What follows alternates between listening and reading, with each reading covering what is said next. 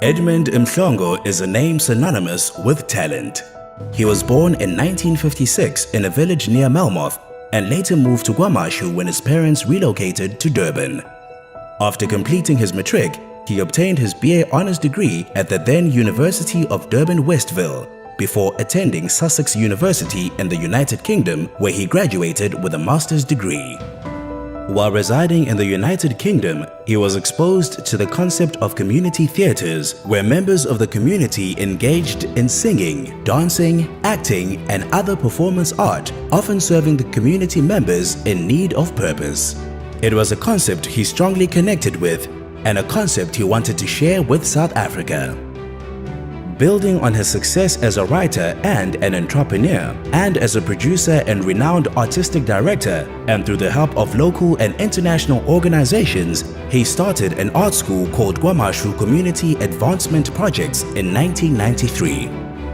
Some 10 years later, his dream was realized even further as the self-funded Ekhaya Multi-Art Center was finally built. Ekhaya is a multi-purpose space to showcase presentations and performances and is also home to the KCAP program, of which Mhlongo is the founder and director. The KwaMashu Community Advancement Projects, known as KCAP, is a youth-integrated arts and multimedia empowerment organization registered as a development trust for arts education and cultural advancement. Together with the facilities offered by the Ekhaya Multi-Arts Center, community members attending KCAP have access to the Ekhaya Imagination Computer Lab with internet access, recording studios, theater hall, dance studio, workshop space, and multimedia editing suites and facilities.